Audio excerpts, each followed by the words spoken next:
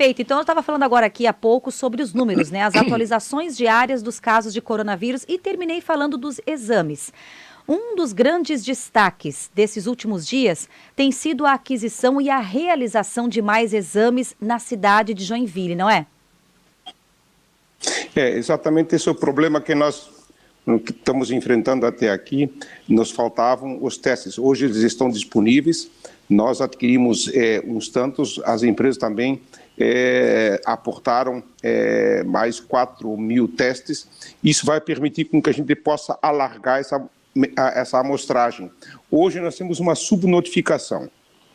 Na verdade, o número de pessoas infectadas é bem maior, e isso vai se alargar ao longo do tempo, e a nossa expectativa é de que, assintomaticamente, lá adiante, cerca de 70% da população vai contrair o coronavírus, para que a gente tenha aí os anticorpos e se vê livre dessa pandemia que hoje tanto nos incomoda. Mas a situação de Joinville hoje é relativamente segura, estamos adequadamente equipados, especialmente nesse momento, onde nós nos aproximamos dos dias mais frios, do inverno. Fica que vamos ter que contar aí com um número maior de leitos de UTI. Hoje a nossa taxa de ocupação é apenas de 40%, portanto existe uma folga boa. Ainda temos condições de ampliar esse número de leitos. Estamos recebendo respiradores que vão ser suficientes para equipar todos os nossos leitos de UTI. Da mesma forma, a ala João Schlem, ela disponibilizou mais 53 leitos só para a Covid-19. Então, nós estamos bem preparados para enfrentar esse inverno aí, que deve fazer com que o número de pacientes sintomáticos cresça, ou seja, aqueles que passam pela febre, pela tosse e que reclamam aí uma internação hospitalar. Claro. Prefeito, a gente sabe da situação que surgiu e, de repente, o mundo, né, e nós aqui também, em consequência, vivendo essa situação. Desde então, o secretário de Saúde tem sido prontamente conversando com a gente, desde o início, se são dados, ações, como fazer, como estão agindo, e como é que o prefeito tem acompanhado também desde o início, porque é muito delicada a situação, né? Nós estamos muito atentos, tomamos esse cuidado logo no início ainda, na segunda quinzena de fevereiro, criamos o nosso comitê de contingência. Foi a primeira cidade aqui no estado que reuniu as instituições particulares e as públicas na área da saúde, e todos falamos aqui a mesma linguagem. Então existe essa plataforma, nós nos comunicamos no dia a dia. Isso permitiu com que nós pudéssemos já antever aquilo que fosse necessário, e isso acabou acontecendo, tanto assim que, embora o número de notificações é muito pequeno, é uma subnotificação, mas como você bem mencionou, Fabrício, dos nossos 444 casos notificados, 321 já estão recuperados. Então, a qualidade do atendimento é boa, isso tranquiliza a população. E qual é o nosso cuidado agora? Fazer com que as pessoas que se encontram na faixa de risco, ou seja, aqueles que têm mais de 60 anos, as gestantes, os imunodeficientes, esses sim precisam, merecem uma atenção especial. Portanto, é essencial para que todos aqueles com idade inferior a 60 anos, ou seja, aqueles que não correm risco de morte, possam estar aí, usando adequadamente as máscaras e permitir com que a população na faixa de risco fique mais protegida. Agora, prefeito, a gente vai trazer uma pergunta que é uma das mais comuns nos últimos dias para nós aqui na Jovem Pan News Joinville. E aí acabou se tornando mais público, mais notório nos últimos dias também, depois da visita do governador Carlos Moisés aqui em Joinville. Transporte coletivo, esse é o primeiro dos primeiros questionamentos. Como é que está sendo avaliada e a situação, até porque o último decreto informou que a partir de 8 de junho os municípios podem retornar diante de análises, normas, restrições. Como Joinville está avaliando, prefeito? Olha, que boa oportunidade, Sabrina, para deixar isso bem esclarecido. Próximo da hora do meio-dia, nós editamos uma portaria que faz com que o transporte coletivo passe a funcionar a partir da segunda-feira próxima. E por que já editamos essa portaria no dia de hoje? para que a população o usuário fique adequadamente informado de todos os cuidados que deverá ter para usar o transporte coletivo. Ou seja, não será permitido que pessoas que se encontram na faixa de risco, ou seja, aqueles com mais de 60 anos de idade e os que já também mencionamos, venham usar o transporte coletivo. Do outro lado, o uso de máscaras, álcool gel, higienização dos banheiros, assim por diante, higienização dos ônibus. Todo esse cuidado já está sendo tomado, essas inspeções já estão sendo feitas ao longo dessa semana. A partir de amanhã já haverá uma divulgação mais ampla, orientando o usuário de como usar o transporte coletivo, que começa a funcionar, então, a partir da próxima segunda-feira. Então, a partir da próxima segunda, retorna o transporte. A gente pode dizer, então, que é o cuidado e responsabilidade de cada um também, né, prefeito? A hora que voltar e começar a andar no ônibus ali. É exatamente isso. Na verdade, hoje, Sabrina, o transporte coletivo já funciona, mas só que de uma forma disfarçada. Hoje, algumas empresas já contam com esse fretamento desses ônibus normais que circulam aí atendendo o transporte coletivo. Da mesma forma, os funcionários da área do comércio também já usam esse transporte, os funcionários, os servidores da saúde da mesma forma. Então, isso já vem funcionando em Joinville. E nós só estamos alargando isso para a população como um todo. Porque o que acontece? Aqueles que não têm acesso ao transporte coletivo ficam correndo aí um risco maior, se aglomerando em automóveis, etc. E ao invés de prevenir o controle do Covid-19, o acabam facilitando. Então, nós estamos seguros de que esse transporte coletivo, naturalmente, a taxa de ocupação do ônibus seria apenas 60%, para que as pessoas guardem um distanciamento uma entre as outras, e isso hoje já vem acontecendo em Joinville. Então, hoje o fretamento já existe para umas tantas empresas. Então, não vai haver surpresa nenhuma, esse risco ele foi muito bem calculado. Outro ponto, prefeito, educação. A gente sabe que daí tem que separar um pouquinho, né? E o próprio prefeito da coletiva ali na CIG fez questão de deixar bem claro, por exemplo, a educação infantil, crianças até 5 anos. Há também uma sinalização de quando possa vir a retornar, já que o decreto também permite isso pelo governo do estado? Olha, aí teremos que aguardar até o dia 2 de agosto, então toda a educação ela fica protelada até o dia 2 de agosto. Achamos que esse prazo é um prazo muito longo, porque o nosso entendimento é de que hoje as crianças de 0 a 5 anos estariam sendo muito melhor atendidas nas creches do que em residência, onde por vezes nós temos 2 famílias convivendo sob o mesmo teto, onde as crianças convivem com os adolescentes, com os pais, com os avós, e onde o risco é bem maior. Mas é claro que, uma vez delegado ao município essa incumbência, nós estudaríamos isso com todo o cuidado. Isso não significaria que, de uma hora para outra, estaríamos liberando ou ativando o funcionamento de nossas creches. O faremos ouvindo os pais, ou elas funcionam parcialmente, mas com todo o cuidado, para que essas crianças pudessem ser atendidas com uma segurança maior do que vem acontecendo no momento presente. Ou seja, o diálogo está aberto, devem haver conversas então. Exatamente, estamos nos preparando para isso, se bem que agora já temos um prazo mais elástico, porque isso só deve acontecer a partir do dia 2 de agosto, a não ser que o governo do estado reveja essa posição e antecipe essa flexibilização. Bom, a gente sabe que é um ano de eleições também e há hoje em Brasília uma movimentação, prefeito, da possibilidade de adiar, né? Vamos passar um pouco mais para frente, ou até, quem sabe, fazer a eleição, não só a votação num domingo, votar num sábado e no domingo. Como é que o prefeito tem avaliado, hein? O prefeito também acredita que possa ser um pouco mais para frente a eleição municipal? Olha, Sabrina, a nossa leitura é a seguinte: o nosso entendimento é que a gente não devia protelar muito essas eleições, porque existem formas de conduzi-la dentro desses prazos estabelecidos em outubro, quem sabe adiar um pouco isso até novembro, vai fazer com que as eleições aconteçam efetivamente esse ano. Adiar essas eleições, por exemplo, para o ano próximo, seria temeroso, porque teremos eleições a cada ano. Isso não significa que somos contra, por exemplo, a unificação das eleições em 2022.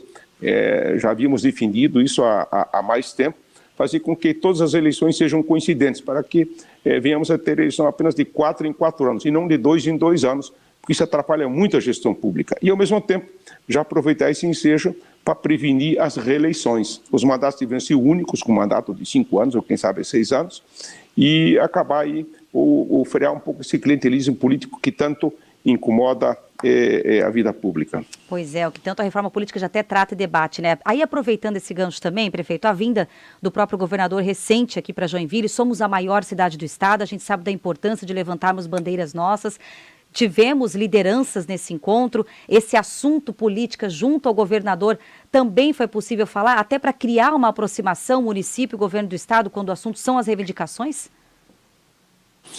Felizmente o governador percebeu que a sua conduta era inadequada, tanto assim que ao longo desse ano e meio de governo tivemos poucas oportunidades de conversar com o governador.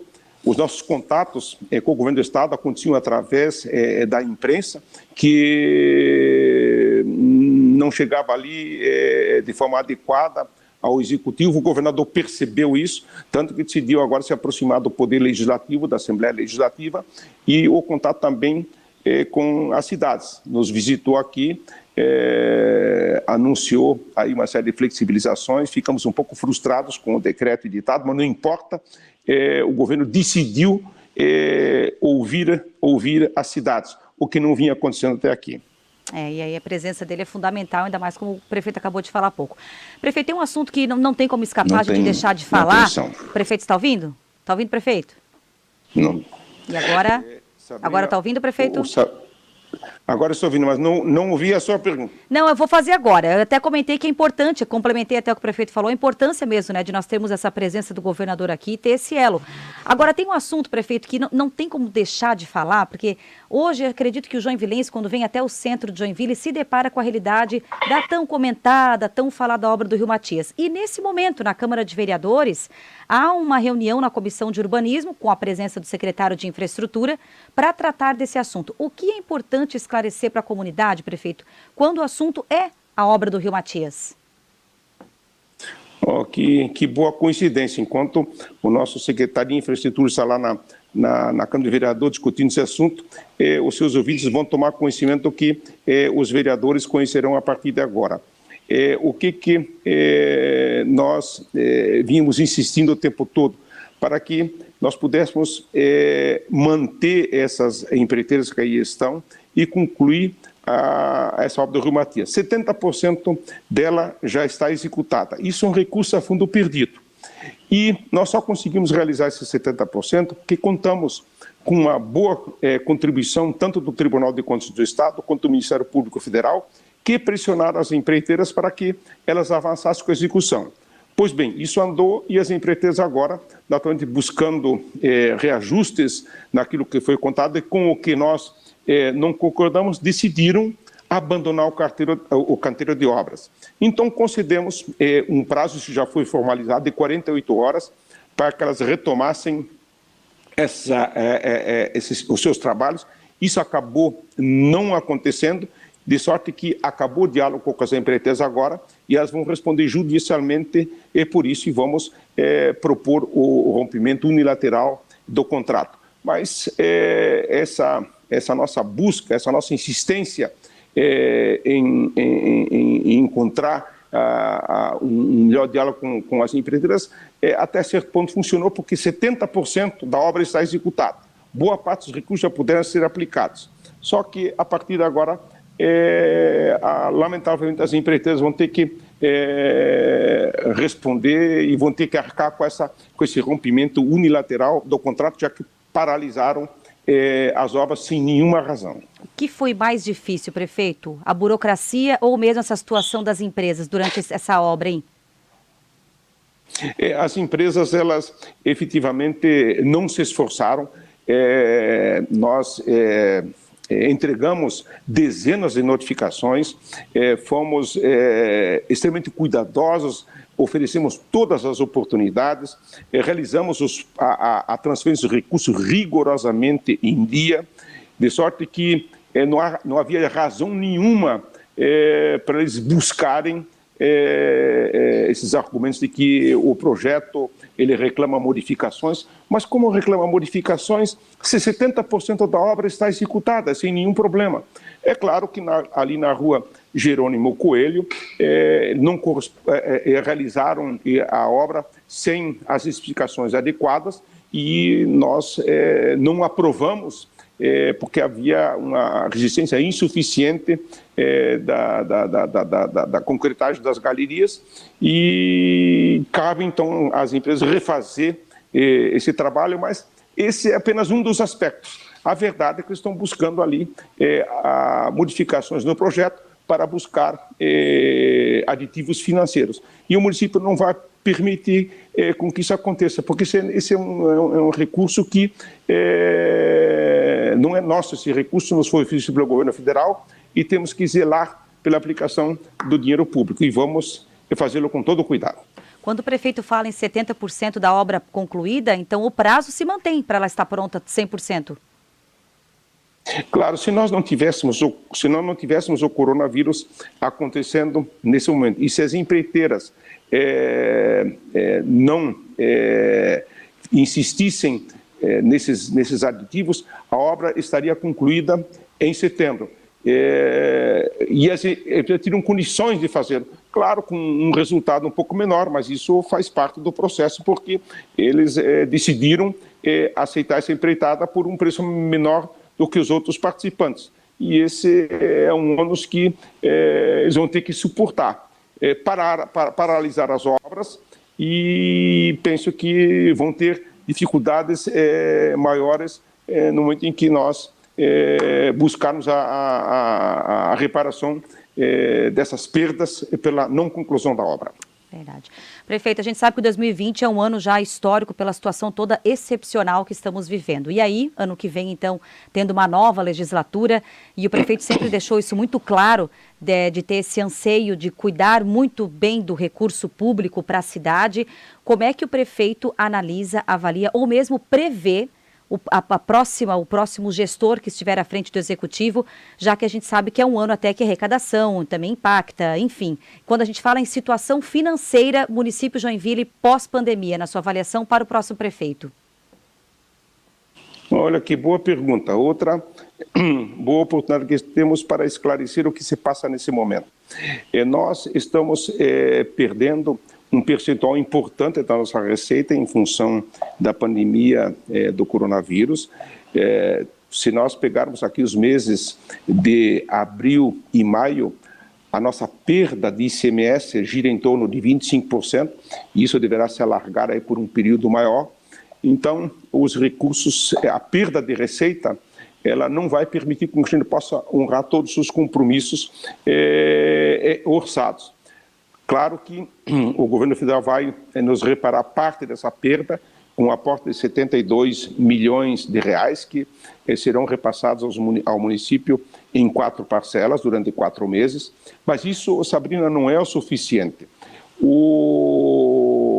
Só a nossa folha de pagamento bruta hoje gira em torno de 88, 89 milhões de reais. De sorte que esses 72 milhões, eles são inferiores ao valor bruto de uma folha de pagamento.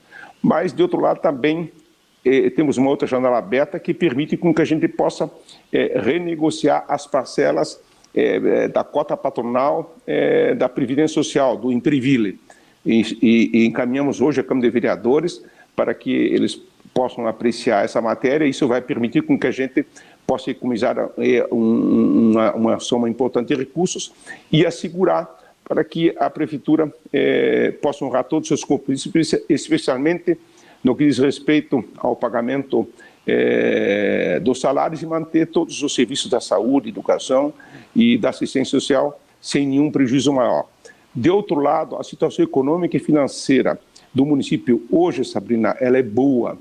E hoje a nossa avaliação é de AAA, significa que a nossa saúde financeira se não a melhor do país, uma das melhores, e isso vai permitir com que o próximo prefeito tenha recursos suficientes, renegociando aqueles que hoje estariam sendo parcelados e conduzir o dia a dia do município sem problemas maiores.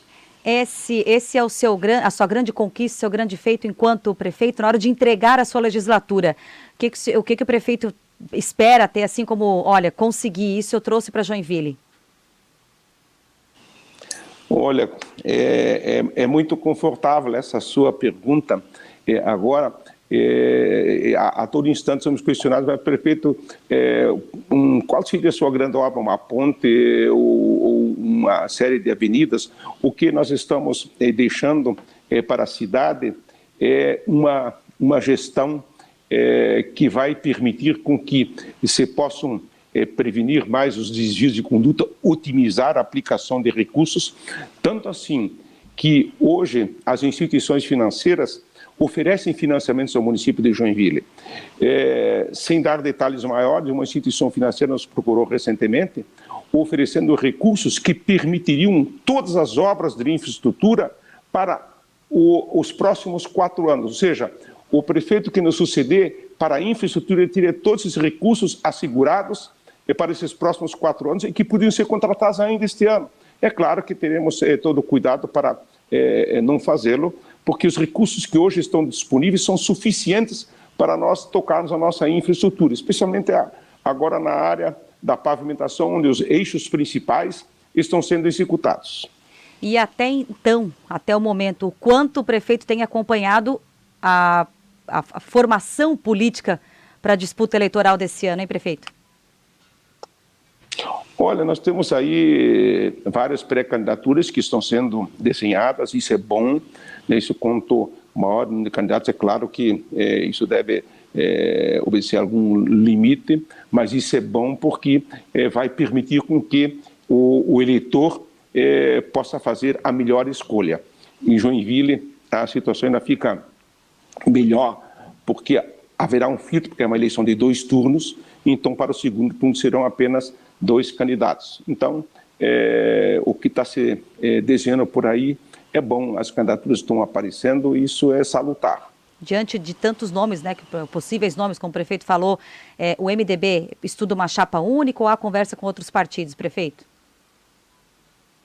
Olha, Sabrina, é claro, isso é o partido que delibera, não é isso?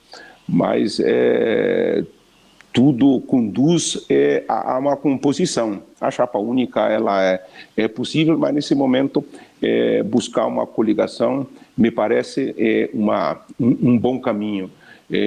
O MDB trabalha já em cima de uma pré-candidatura, que ela é conhecida de todos, não é isso? É um candidato com uma boa experiência, foi vereador, presidente da Câmara de Vereadores, antes disso secretário de esportes, hoje deputado estadual. Então, tudo indica que uma coligação partidária possa ser, quem sabe, a melhor solução. Prefeito, quero agradecer demais, né? Você deu o seu espaço para conversar com a gente. E qual o seu grande recado para a gente encerrar aqui a entrevista aos moradores de Joinville, diante da situação que hoje passamos atípica, quando o assunto é saúde, quando o assunto é até ir a um supermercado, que a gente sabe que todos nós passamos a ter novas rotinas. Olha, esse é o momento para recomendar à população que tem dado uma contribuição muito boa. Graças a isso, nós estamos conseguindo acolher todos os que necessitam nos nossos postos de saúde, nos nossos PAs, nos hospitais, e essa contribuição da população é importante. Nesse momento é essencial que se use a máscara. No centro da cidade, Sabrina, isso já vem acontecendo. Cerca de 95% das pessoas já usam a máscara. Nos bairros a situação é diversa, o número é bem menor. Então, estamos estimulando para que as pessoas usem a máscara. Estamos disponibilizando 1,5 milhão de máscaras para a população. Tem uma empresa que está fabricando 400 mil máscaras, o município criou mais 500 mil e outras instituições estão confeccionando mais 500 mil máscaras. Isso significa que todo cidadão, lá em meados de julho, terá a sua máscara e deverá usá-la para proteger a população de risco. Porque quem tem menos de 60 anos não sofre risco de morte. São aqueles com mais de 60 anos que estão na faixa de... Esses sim é que precisam ser protegidos. Temos que permitir com que se alongue a vida dessas pessoas. Então, é essencial que essa população que está mais distante desse risco dê a sua contribuição e use essa máscara. Isso é fundamental para que a gente possa fazer com que esse vírus ele seja absorvido pela população de forma assintomática e permitindo com que a gente tenha até uma ociosidade nos nossos leitos de UTI, nossos leitos em nossos hospitais.